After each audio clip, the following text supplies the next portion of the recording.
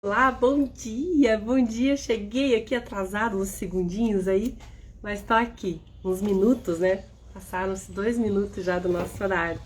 Mas vamos lá.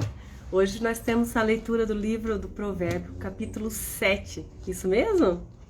Dia 7. Deixa eu ver aqui. Isso fica bem mais fácil assim, né?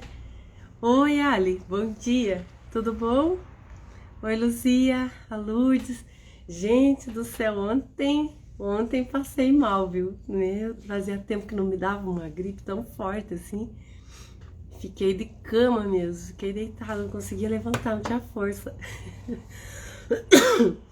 Tô melhorando. Hoje já tô melhor, graças a Deus. Oi, Rose. Um beijo. Minha voz já tá meio rouca, né? Mas nada comparado com o que eu passei ano passado, né? Vocês lembram? Quem tava nas lives do ano passado? Eu fiquei de abril, maio, junho, mais ou menos. De junho até o final do ano, né?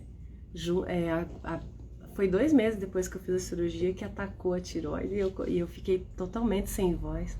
Oi, Vani, tudo bem?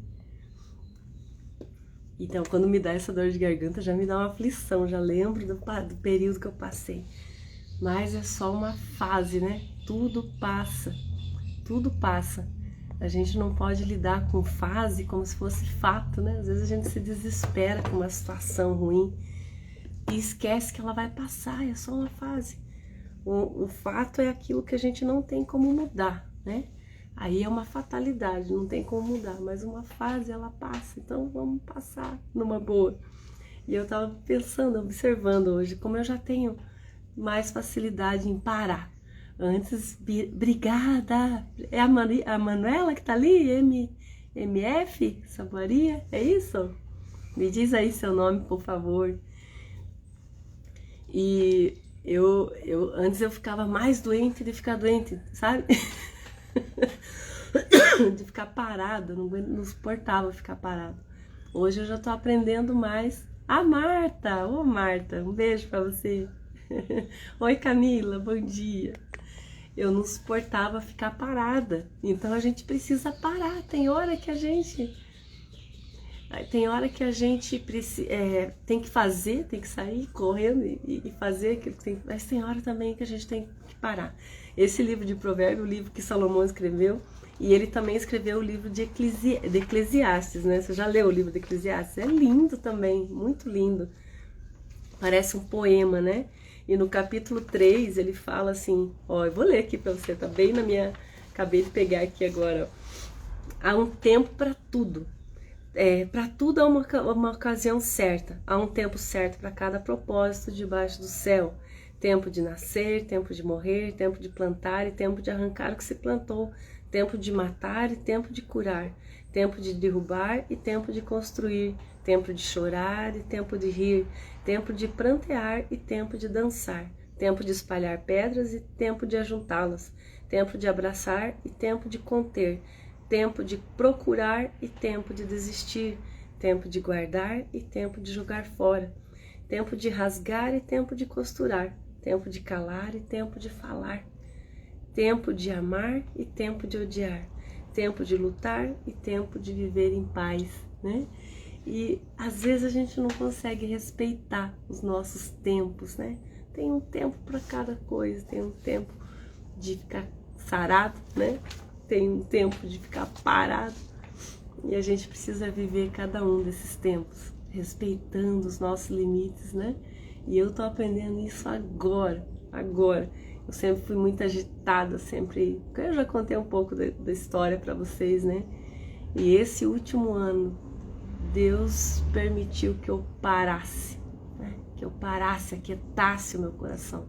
Eu vinha numa rotina desenfreada, assim, de trabalho, e aquilo estava cada vez mais me oprimindo, e eu sem perceber que eu não tinha mais tempo para nada, que eu não tinha mais vida, né? Porque eu queria atender todo mundo e dar atenção para todo mundo e fazer isso que tinha que ser feito.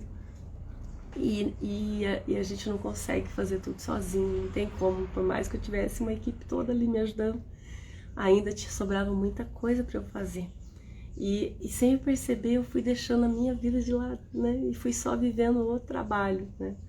E Deus não quer isso para nós. Ontem eu falei um pouco sobre isso também, né? Que o trabalho ele não pode ser um enfado na vida da gente. Ele tem que ser suave. Ele tem que ser ali o cumprimento também do seu propósito. Mas não o seu fim em si. Mas só um caminho para você chegar a alcançar, a viver a plenitude daquilo que Deus tem para nós. Mas tudo moderadamente, né?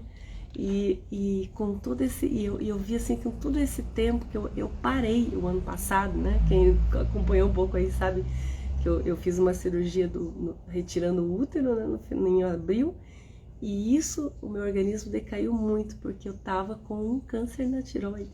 É essa bem a palavra, né? Foi esse o diagnóstico, o primeiro diagnóstico que eu tive, que já tava no grau 5, né? E vai até o 6. E isso foi sendo curado, Deus foi curando isso. É algo extraordinário, gente, sério, eu vivi um grande milagre esse ano. Porque nos últimos exames que eu fiz já não apareceu malignidade. E eu tenho sentido melhor a cada dia. Em dezembro, no dia 7 de janeiro, assim, eu comecei a melhorar rapidamente. Em dezembro já estava melhor, mas a minha garganta limpou totalmente em janeiro. Coisa que o médico falou que eu podia, se tivesse para fazer a cirurgia, eu ia ficar sem voz, porque ele falou, se tivesse prendido minhas cordas vocais, eu não ia ter o que fazer. E desprendeu, e eu senti quando desprendeu das minhas cordas vocais, e foi acontecendo a cura, né? Tem uma postagem aqui no feed que eu coloquei ali um farol, né? Esse farol aqui vai ser um memorial daquilo que eu passei, daquilo que foi curado, sabe? Porque foi um grande milagre que eu vivi esse ano passado. Um grande milagre mesmo. Um dia, eu falei que um dia eu ainda queria falar sobre isso, né? E então eu vejo assim, o quanto Deus ama a gente, o quanto a gente precisa acreditar. Eu recebi um diagnóstico, né, em novembro, quando foi adiada a primeira cirurgia. Essa cirurgia foi adiada, que era para ser no dia 16 de novembro. E a médica do posto lá do hospital onde eu ia fazer a cirurgia, a anestesista, ela não autorizou, porque as minhas plaquetas estavam muito baixas, estava como um quadro de infecção, né, inflamação, assim. E ela não autorizou a cirurgia. O médico brigaram lá os dois e acabou que cancelaram mesmo. E aí, nesse tempo, a gente tinha feito um culto aqui na casa da minha mãe. E um pastor que veio aqui, ele falando da palavra e olhando para mim, ele não me conhecia. E aí ele falou assim que Deus estava me dando uma grande cura, né? E ele falou assim, Deus está te curando de um tumor, ele falou assim, né? E você não vai nem precisar fazer a cirurgia, ele disse. E aí eu entendi que era pro útero, porque era um tumor benigno, né? Que eu tava ali no útero. E bem no fim, Deus estava se referindo a essa outra coisa, né? E que só foi aparecer depois que eu fiz a cirurgia, porque o meu organismo caiu muito, porque ele já estava lutando contra isso. E eu nem sabia, e os médicos também não sabiam, né? Então, e aí que eu fui entender, 6 meses depois que eu fui entender aquela palavra, que Deus não... E eu até fiquei chateada, porque eu fiz a cirurgia e eu fiquei 40 dias de cama, porque eu nem deveria ter feito, na verdade, né? O médico brigando para fazer e a mulher lá, a outra médica, não quis fazer, e graças a Deus, talvez tivesse feito em novembro, teria sido pior, né? 4 meses depois, quando eu já tinha recuperado um pouco o meu organismo, que eles fizeram, ainda assim eu sofri muito, né? E ali eu compreendi que se tratava desse livramento, que o senhor falou que eu não ia precisar fazer essa cirurgia. Eu entendo assim. E tá marcado aí, semana que vem eu vou falar com o anestesista, aí ele vai retornar pro médico, e depois vão marcar a cirurgia, né? Mas eu queria contar esse milagre quando ele fosse completo, né? Mas eu tenho certeza que eu não vou precisar fazer essa cirurgia, porque eu tô melhor a cada dia. Eu já não tenho quase nada dos sintomas que eu tinha o ano passado, fiquei muito mal mesmo. E o interessante, assim, é que mesmo eu sem conseguir trabalhar praticamente um ano, né? poucas coisas que eu conseguia fazer, as coisas aconteceram do mesmo jeito na empresa, né? Do mesmo jeito. E aí eu vi que não era eu, sabe? Que eu não precisava fazer tanto, né? Que as coisas fluem da mesma forma, que ninguém é essencial em nada, né?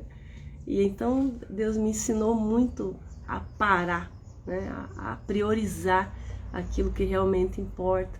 Então só o fato de eu ter recebido esse diagnóstico assim já me deu um choque de realidade muito grande, né?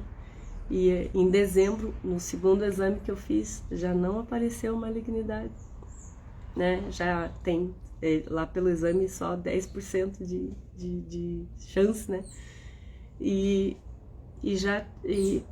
ainda assim era cirúrgico, mesmo assim. Mas eu creio que ainda nem isso vai precisar. Então é só a gente confiar mesmo, né?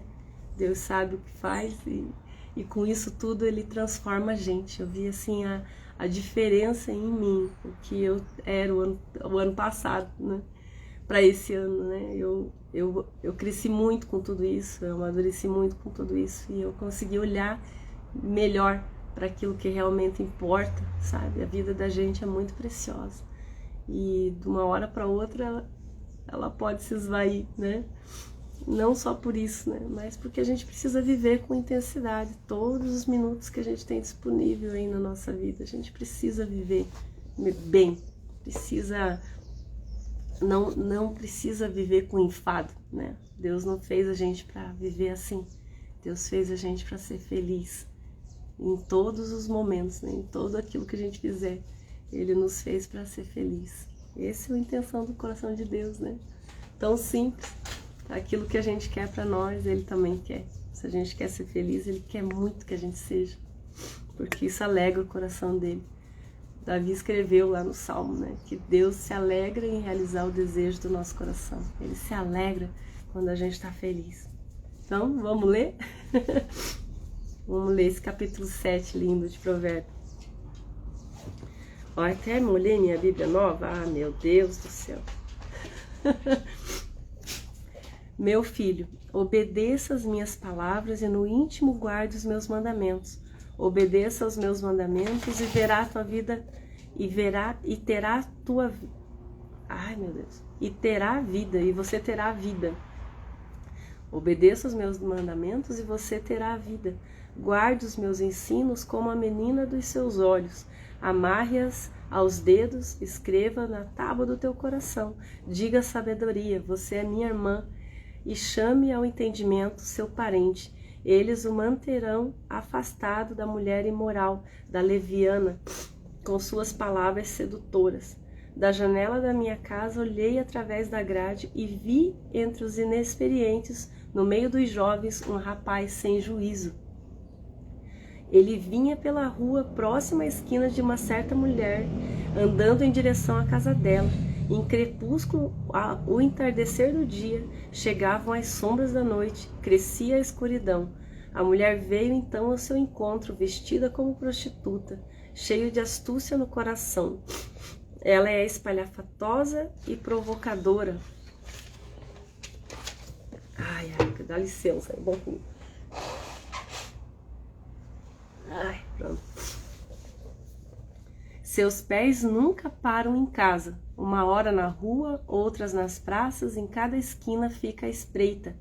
Ela agarrou o rapaz, beijou-o e lhe disse descaradamente: tenho em casa a carne dos sacrifícios de comunhão, que hoje fiz para cumprir os meus votos. Por isso saí para encontrá-lo. Vim à sua procura e o encontrei. Estendi sobre o meu leito cobertas de linho fino do Egito. Perfumei a minha casa com mirra, aloés e canela. Venham, vamos embriagar-nos, e de carícias até o amanhecer. Gozemos as delícias do amor, pois meu marido não está em casa, partiu para uma longa viagem. Levou uma bolsa cheia de prata e não voltará antes da lua cheia. Com sedução das palavras o persuadiu e o atraiu como o dulçor dos lábios. Imediatamente ela o seguiu, como o boi foi levado ao matadouro, como um servo que vai cair no laço, até que uma flecha lhe atravesse o fígado, como o pássaro que salta para dentro do alçapão, sem saber que isso lhe custará a vida. Então, meu filho, ouça-me, dê atenção às minhas palavras, não deixe que o seu coração se volte para os caminhos dela, nem se perca em tais veredas. Muitas foram as suas vítimas, os que matou são uma grande multidão. Os que matou foi uma grande multidão. A casa dela é um caminho que desce para a sepultura, para as moradas da morte. Nossa, acabou aqui esse capítulo mais uma vez, alertando, né, para fugir do caminho do mal, porque isso leva para a morte. Tem um trecho que Paulo escreve nas cartas dele, né, que o salário do pecado é a morte, como se fosse assim um pagamento pelo trabalho, né? O salário do pecado é a morte. Então, a gente não leva para coisa boa. O pecado não leva para coisa boa, acaba por fim. E, mais uma vez, a sabedoria nos alerta no caminho que a gente deve andar, né? Amém. Que Deus abençoe grandemente seu dia, né? Hoje eu já tô melhor, creio que vai ser um dia melhor. Mas ontem foi um dia de descanso forçado, né? Mas consegui parar e descansar e deixei meu corpo se recuperar sozinho. Hoje já tô bem melhor, graças a Deus. E amanhã vai estar melhor ainda. É assim os nossos dias, né? Um beijo para você, que Deus abençoe grandemente aí a sua terça-feira. E até amanhã, se Deus quiser, estamos aqui de novo, às 6h16. Até. Obrigada, Rose. Amém. Você também, fique com Deus. Beijo, Lourdes. Obrigada. Obrigada mesmo. Então, até isso, né? Eu falei pra minha mãe estava com gripe semana passada, né? E eu tranquila, nem liguei, né? E a gente andou de carro, tudo com a janela fechada, né? E eu nem me cuidei, assim, pra não pegar a gripe, né? Por conta do meu organismo ainda tá se recuperando de tudo isso. Mas até isso, né? Passei muito bem por tudo isso, mais uma vez, né? Sinal de que Deus está operando, né? Que está curando em todas as coisas. E é assim, a gente passa por dificuldades, mas com Deus há transformação.